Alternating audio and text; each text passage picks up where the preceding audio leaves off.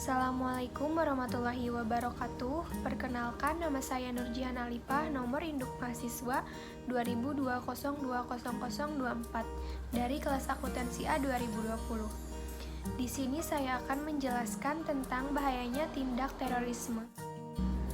Terorisme adalah suatu tindakan yang melibatkan unsur kekerasan sehingga menimbulkan efek bahaya bagi kehidupan manusia dan melanggar hukum pidana dengan bentuk mengintimidasi atau menekan suatu pemerintahan, masyarakat, sipil, atau bagian-bagiannya untuk memaksakan tujuan sosial politik seperti pertentangan agama, ideologi, dan etnis, kesenjangan ekonomi, dan perbedaan pandangan politik.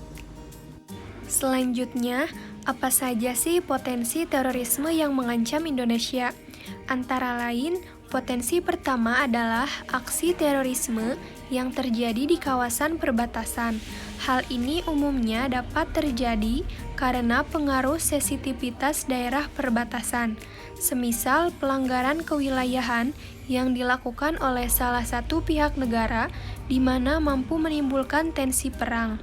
Selain itu, isu perbatasan juga terkadang menjadi sarana bagi kelompok teroris luar untuk merekrut warga negara Indonesia dengan iming-iming kehidupan yang lebih. Potensi terorisme kedua adalah yang datang dari dalam negeri, dari mereka-mereka yang merasa tidak puas dengan pemerintahan Indonesia. Beberapa contohnya adalah kelompok separatis di beberapa daerah yang sering menebar teror sebagai upaya perjuangan kemerdekaan yang diinginkannya. Perhatian pemerintah yang dianggap kurang menjadi alasan banyak kelompok separatis melakukan teror. Potensi terorisme ketiga adalah yang berasal dari ideologi tertentu, di mana umumnya ideologi yang radikal dan menyesatkan. Berbagai aksi terorisme yang terjadi di Indonesia lebih dari satu dekade belakangan menunjukkan bahwa ideologi negeri ini memiliki resiko untuk dipertentangkan secara radikal. Umumnya, pelaku aksi teror seperti ini banyak mengusung dogma agama secara sepihak untuk menghabisi orang-orang yang dianggap musuh, seperti pihak Barat, pemerintahan demokrasi, dan bahkan kepada saudara sendiri yang dikafirkan oleh mereka karena berbeda faham. Masih adanya ancaman terorisme di Indonesia juga disebabkan oleh belum adanya payung hukum yang kuat bagi kegiatan intelijen untuk mendukung upaya pencegahan dan penanggulangan terorisme. Kendala lain dalam pencegahan dan penanggulangan terorisme adalah belum adanya pembinaan yang menjamin dapat mengubah pemikiran radikal menjadi moderat. Oleh sebab itu, mari kita bersama perangi terorisme dengan menumpuk rasa cinta yang tinggi terhadap tanah air Indonesia. Salah satu isu terorisme di Indonesia adalah ledakan bom bunuh diri yang terjadi di sekitar Gereja Katolik Katedral Makassar pada hari Minggu di saat jemaat baru saja selesai melaksanakan misa Minggu Palma. Menurut polisi, terduga pelaku terdiri atas 2 orang yang merupakan suami istri yang berboncengan sepeda motor dan ingin menerobos masuk ke dalam gereja. Akibat insiden itu, 20 orang mengalami luka ringan hingga berat, termasuk petugas gereja dan jemaat. Teror bom ini menambah panjang peristiwa yang terjadi di Indonesia beberapa tahun belakangan. Jika merujuk data yang dirilis publik, dalam 2 dekade terakhir, ada 9 kasus ledakan bom yang terjadi sejak tahun 2000. Selain teror bom, dalam beberapa tahun terakhir juga terjadi insiden penyerangan. Misalnya, penyerangan terhadap rombongan polisi di Karanganyar, Cemoro Kandang, Jawa Tengah yang disebut dilakukan oleh residivis kasus teror.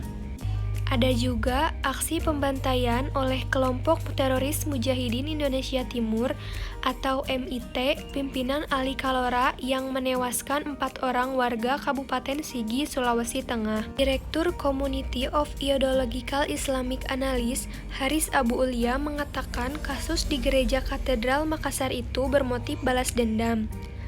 Dalam proses penegakan hukum terhadap aksi terorisme, ia mengatakan seharusnya Aparat sebisa mungkin menghindari aksi-aksi koboi yang menyebabkan terduga pelaku tewas atau disiksa. Pola seperti itu menurutnya melahirkan dendam dan berimplikasi pada berulangnya aksi teror. Selanjutnya adalah bagaimana cara mencegah radikalisme dan terorisme agar tidak semakin menjamur terutama di Indonesia. Antara lain yang pertama adalah memperkenalkan ilmu pengetahuan dengan baik dan benar. Pengenalan tentang ilmu pengetahuan ini harusnya sangat ditekankan kepada siapapun, terutama kepada para generasi muda. Yang kedua, memahamkan ilmu pengetahuan dengan baik dan benar. Setelah memperkenalkan ilmu pengetahuan dilakukan dengan baik dan benar, langkah berikutnya ialah tentang bagaimana cara untuk memahamkan ilmu pengetahuan tersebut.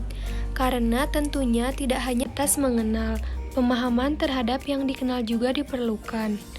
Yang ketiga adalah meminimalisir kesenjangan sosial. Kesenjangan sosial yang terjadi juga dapat memicu munculnya pemahaman radikalisme dan tindakan terorisme. Sedemikian sehingga agar kedua hal tersebut tidak terjadi, maka kesenjangan sosial haruslah diminimalisir. Yang keempat adalah menjaga persatuan dan kesatuan. Menjaga persatuan dan kesatuan juga bisa dilakukan sebagai upaya untuk mencegah pemahaman radikalisme dan tindakan terorisme di kalangan masyarakat, terlebih di tingkat negara. Yang kelima adalah mendukung aksi perdamaian. Aksi perdamaian mungkin secara khusus dilakukan untuk mencegah tindakan terorisme agar tidak terjadi. Kalaupun sudah terjadi, maka aksi ini dilakukan sebagai usaha agar tindakan tersebut tidak semakin meluas dan dapat dihentikan. Namun, apabila kita tinjau lebih dalam bahwa munculnya tindakan terorisme dapat berawal dari muncul pemahaman radikalisme yang sifatnya baru, berbeda, dan cenderung menyimpang sehingga menimbulkan pertentangan dan konflik. Yang keenam adalah berperan aktif dalam melaporkan radikalisme dan terorisme. Peranan yang dilakukan di sini ialah ditekankan pada aksi melaporkan kepada pihak-pihak yang memiliki kewenangan apabila muncul pemahaman radikalisme dan tindakan terorisme, entah itu kecil maupun besar. Itu saja yang dapat saya sampaikan. Mohon maaf apabila banyak kesalahan. Terima kasih. Wassalamualaikum warahmatullahi wabarakatuh.